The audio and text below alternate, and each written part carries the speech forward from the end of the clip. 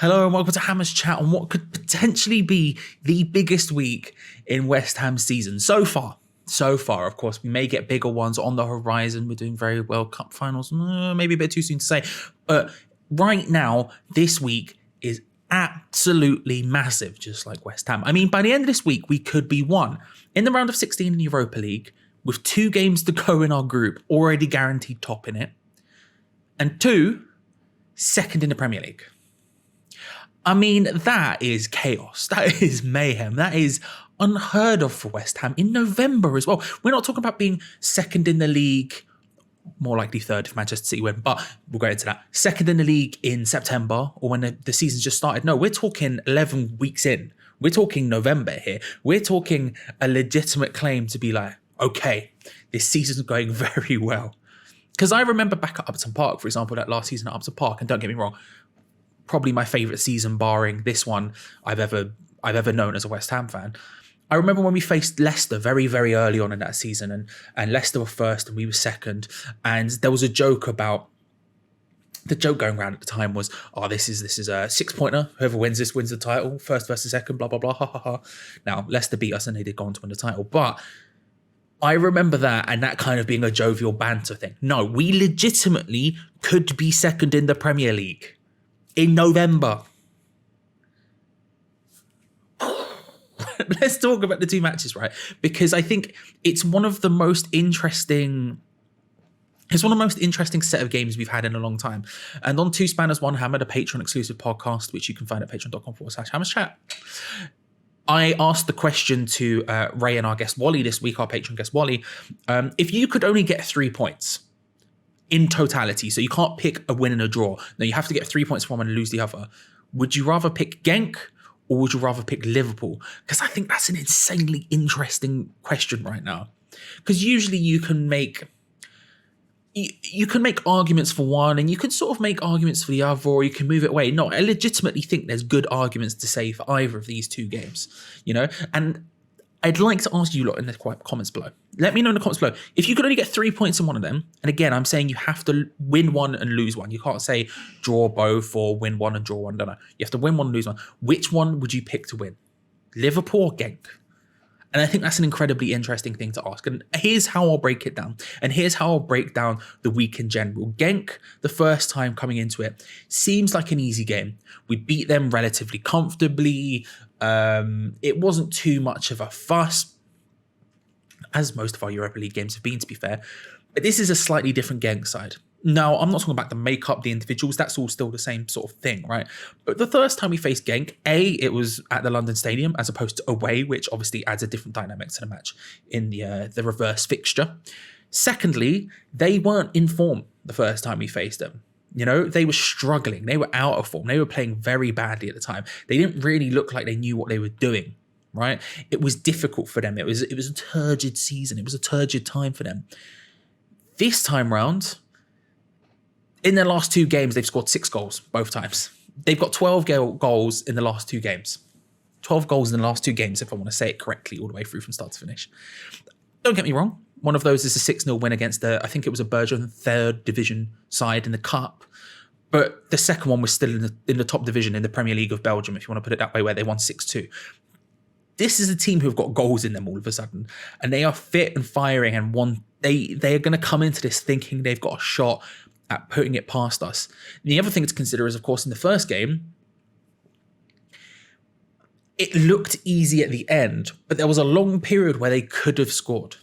It wasn't like it was all our own way. They had chances. Now, a better team, better individuals, however you want to word it, might have taken those chances the first time around, might have made it a bit more difficult for us. And that should give us a lot of hope going into this second fixture. However, we can't ignore that and say, well, this was a team who was out of form and still had 1 or 2 chances. Can they create 1 or 2 again? Will Ito down the right-hand side be as effective as he was in the first game and stuff like that? It gives me pause for concern, or it gives me pause for thought, I should say, rather than concern. Because I still think we're going to win this game. No matter which way you flip it, if you play the cup team in this game, or you play the cup team, if you want to word it in that terms, in the Premier League game or whatever, I still think we have enough to win this game. I think Genk will score.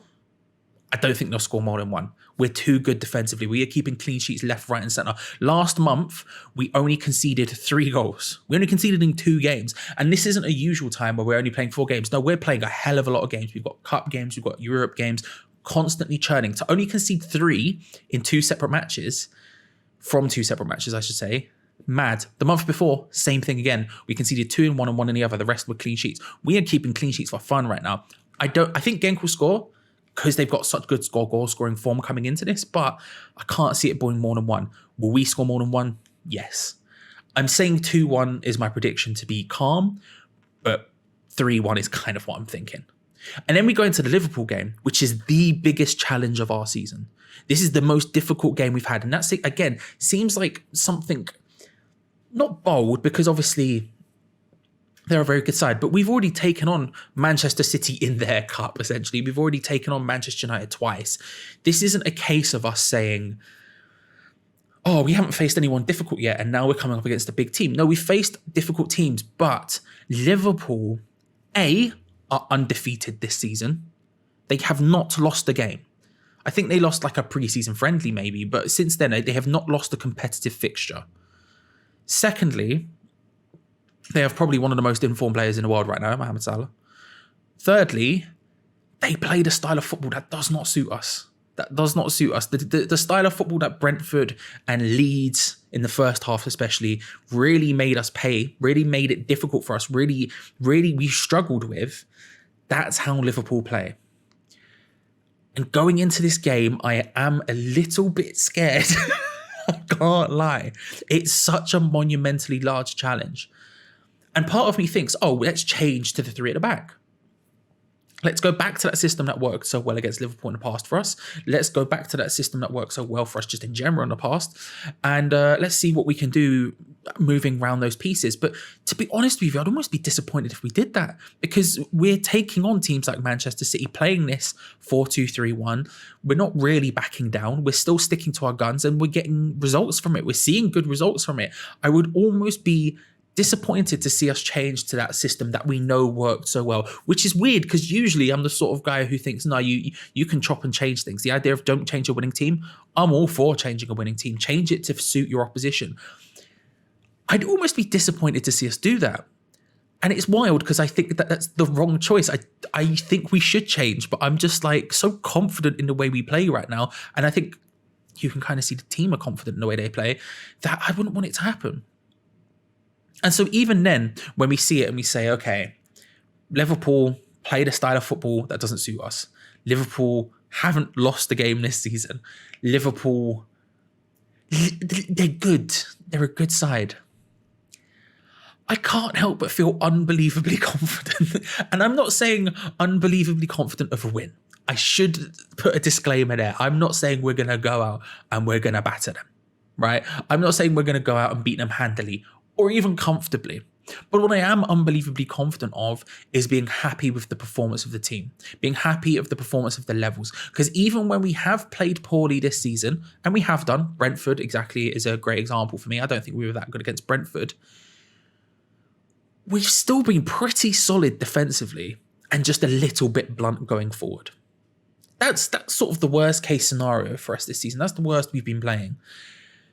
Now, if we do that against Liverpool, Liverpool probably beat us. But I genuinely think there's something to be got at from this game. I really do. I really believe that. And hey, look, if you say to me, you get a draw against Liverpool, I'd take that. At this point, I would happily take that because of everything we've said. And I don't think that stands us in that bad a stead going forward. I know 6-pointers, you need to beat the teams around you to go higher in the table. And if we are to get top 4, wild thing to say, and I don't think we should be saying it almost, but if we are to get top 4, beating teams like Liverpool is a very, very important thing to do. But if you said to me, take a draw, I would. But I'm just too confident to think. I'm just too confident to not think there's something there. I'm just too confident. I'm too hyped up, high on my own supply.